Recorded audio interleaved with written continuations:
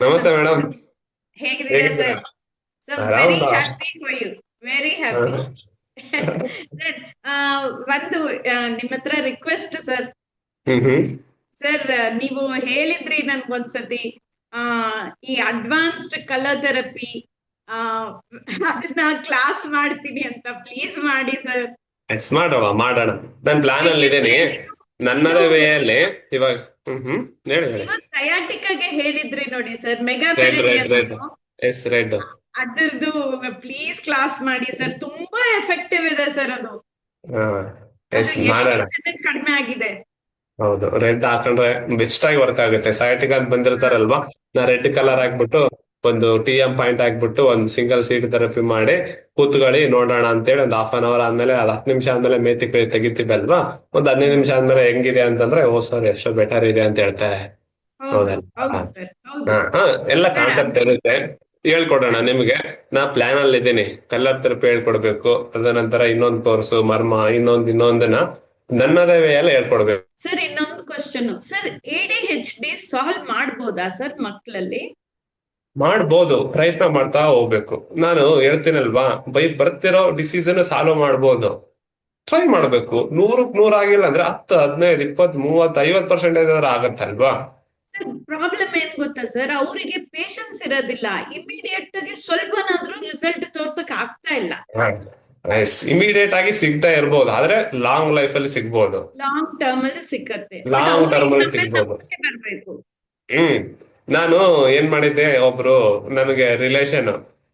ಅವನು bed return ಆಗ್ಬಿಟ್ಟಿದ್ದಾನೆ. Accident ಆಗ್ಬಿಟ್ಟು L4 L5 disc ಹೋಗಿದೆ. ಒಂದ್ಸಲ ಆಪರೇಷನ್ ಅನ್ನು ಮಾಡಿದ್ದಾರೆ, ಹ್ಮ್. ಅದು ಆಗಿಲ್ಲ. ಆಮೇಲೆ ಡಾಕ್ಟರ್ ಹೇಳ್ತಾನೆ, ಇಲ್ಲ ಬ್ಲಡ್ ಕಮ್ಮಿ ಆಗಿದೆ, ಬ್ಲಡ್ ಇಂಪ್ರೂವ್ಮೆಂಟ್ ಮಾಡಬೇಕು. ಬ್ಲಡ್ ಏನೋ ಹಾಕಿದಾರಂತೆ 4 ಪಾಯಿಂಟ್ ಏನೋ, ಮತ್ತೆ ಕಮ್ಮಿ ಆಗಿದೆ, ಅದನ್ನ ನೀವು ನ್ಯಾಚುರಲ್ ಗೇನ್ ಮಾಡ್ಕೋಬೇಕು, ಆಮೇಲೆ ಮತ್ತೆ ಒಂದ್ಸಲ ಮಾಡೋಣ ಅಂತ ಹೇಳಿದ್ರು. ನನ್ ರಿಲೇಷನ್ ಅಲ್ವಾ. ಹಾಗೆ ಫಂಕ್ಷನ್ಗೆ ಹೋಗಿದ್ದೆ, ನನ್ ಹೇಳಿದ್ರು, ಇದೇ ತರ ಆಗಿದೆ ನೋಡಪ್ಪ, ಏನ್ ಮಾಡ್ಬೇಕು. ನಾನೇನ್ ಹೇಳಿದೆ, ಅವ್ರ ಮನೆಯಲ್ಲಿ ಹೆಂಗಿದ್ರು ಗಾಯಗಳಾಗಿದ್ದು, ಟೇಪ್ ಇತ್ತು. ಟೇಪ್ ಇತ್ತು. ವಟಾಣಿ ಸೀಡ್ಗಳು ತರ್ಸಕ್ ಹೇಳಿದೆ ಅಂಗಡಿಯಲ್ಲಿ. ಹ್ಮ್. ಬಟಾಣಿ ಸೀಡನ್ನ ದಿನಾಲು ಹಾಕಿಯಪ್ಪ ಇಲ್ಲಿಗೆ. ಹ್ಮ್. ಹಾಕ್ಬಿಟ್ಟು ಒಂದ್ 3 ಮರ್ಮ ಪಾಯಿಂಟ್ ಮಾಡಿ ಒಂದ್ ಸಿಂಗಲ್ ಸೀಡ್ ಥೆರಪಿ ಹಾಕಿ ಕಲರ್ ಹಾಕಿ ಬಂದೆ. ಹ್ಮ್. ನಾವಾಗ ಅನ್ಕೊಂಡಿದ್ದೇನು ಗೊತ್ತಾ, ಆಕ್ಸಿಡೆಂಟ್ ಆಗಿದೆ, ಡಿಸ್ಕ್ ಬರ್ಸ್ ಆಗಿದೆ, ಆಪರೇಷನ್ ಮಾಡ್ಯಾರ, ನನಗೆ ಏನೋ ಆಗಿಲ್ಲ. ನನ್ ಮೈಂಡ್ ಅಲ್ಲೇ ಬಂತು, ಆಪರೇಷನ್ ಮಾಡ್ಯಾರ, ಸಕ್ಸಸ್ ಆಗಿಲ್ಲ, ನಾನೇನ್ ಬಣ್ಣ ಹಾಕಿದ್ರೆ ಆರಾಮಾಗತ್ತಪ್ಪ. ಸುಮ್ನೆ ಹೇಳ್ತಾ ಇದಾರ, ಮನೆಗೆ ಹೋಗಿದ್ದೀನಿ, ಫಂಕ್ಷನ್ ಹಾಕ್ತೀನಿ. ನನಗೆ ಗೊತ್ತೇ ಇಲ್ಲ ಈ ತರ ರಿಸಲ್ಟ್ ಬರುತ್ತೆ ಅಂತ ಹೇಳಿ. 7 ದಿನ ಆದ್ಮೇಲೆ ಹ್ಮ್. ಕಾಲ್ ಮಾಡಿ ಹೇಳ್ತಾರೆ, ಇಲ್ಲ ಸರ್ ಬೆಡ್ ಇಂದ ಎದ್ದೇಳ್ತಾ ಇದ್ದಾನೆ ಅವನೇನೆ. ಸೂಪರ್. ಏನೇನೋ ಮಾಡಿ ಸರ್, ಬನ್ನಿ ಸರ್. ಎಲ್ಲಿ ಫಂಕ್ಷನ್ ಇತ್ತು, ಒಂದು 110-120 ಕಿಲೋಮೀಟರ್. ಆ ಫಂಕ್ಷನಿಗೆ ಹೋದವ್ ನಾನು.